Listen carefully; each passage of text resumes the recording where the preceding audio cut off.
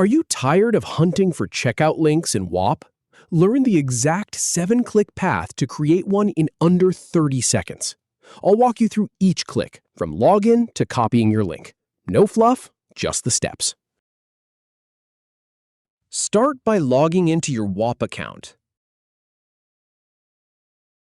Now, click on Checkout Links in the sidebar. Then, go ahead and click on Create Checkout Link to begin setting up a new one. First, add a product by selecting it from the drop-down or typing its name. Next, add a description for your checkout link.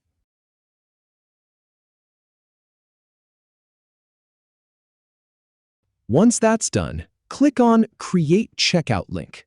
You'll see a success message. Your checkout link has been copied to your clipboard automatically. If you have any feedback or if any info is inaccurate, please leave a comment below. We'll do our best to answer or redo the video if needed. Thanks for watching.